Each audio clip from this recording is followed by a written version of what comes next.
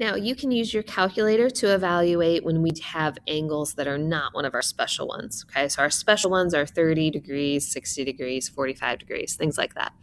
There's going to be times that we're going to want to take the sine of 76.4. And for that, we're going to need to use the calculator. So check the mode on your calculator. Make sure you're in degree mode because these are all degrees. I don't have a calculator here, but I can at least show you a picture. Here it is. So when you look at the screen, when you turn it on, down here at the bottom, it should say DEG, degree. If it doesn't, this is the degree button. So you're going to click on that and switch it over. It goes between degrees, radians. Those are the two that we're going to use. So in your calculator, you are going to make sure you're in degree mode, and you are going to do sine of 76.4, and you'll just type it in. I'm typing it in now, and it's going to give you an answer, 0.972 if we round it. Now, your calculator does not have a cosecant button. Okay, the scientific calculators don't have that. Graphing calculators do have it, but it's kind of buried in a menu that's annoying to get to. So here's how you're going to do cosecant. Remember, cosecant is the reciprocal of sine.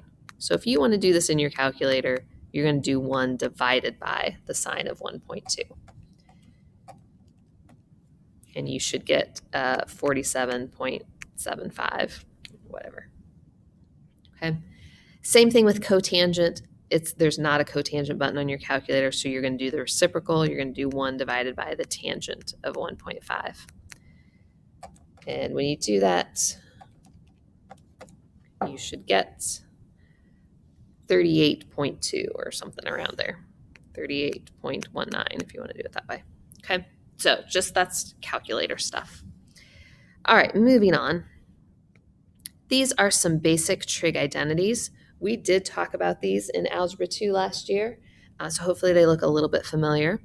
But we have just talked about how sine is the reciprocal of cosecant. So you can rewrite sine as 1 over cosecant, and you can rewrite cosecant as 1 over sine.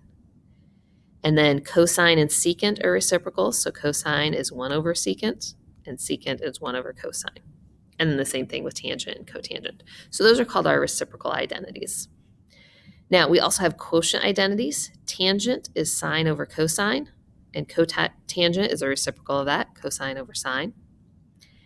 And then we have 3 Pythagorean identities.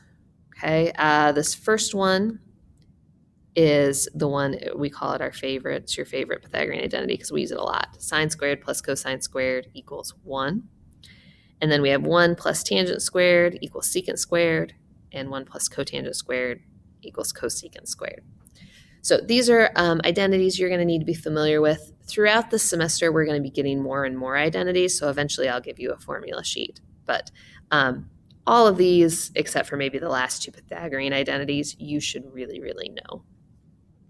Okay, so let's take a look at this. We have an acute angle. We know that cosine of theta is 0.25. We are supposed to find the sine of theta using a trig identity. So that's the first thing. So what we want to do is we want to look and see if there's a trig identity that combines sine and cosine. And there is. It's this one. Okay.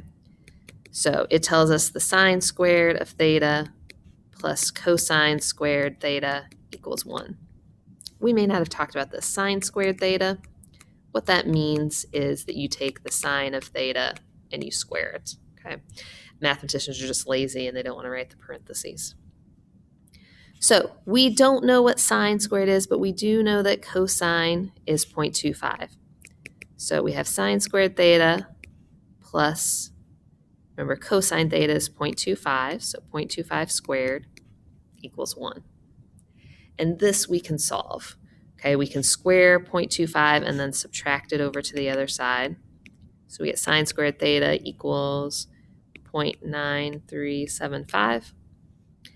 And then we're going to take the square root of both sides, and we get sine theta equals 0.968. Okay.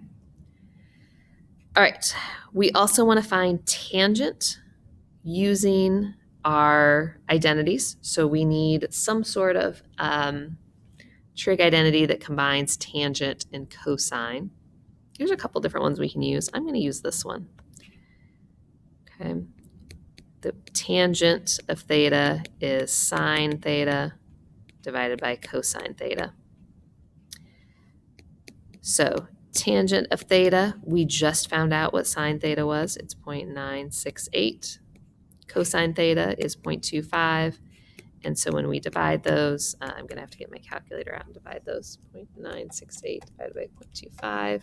We get 3.87, somewhere right around there. Okay, so we can use these trig identities to solve problems. Now, another way we could do these is by not using the trig identities. We can also do these by drawing triangles. So we are going to ignore the directions on this.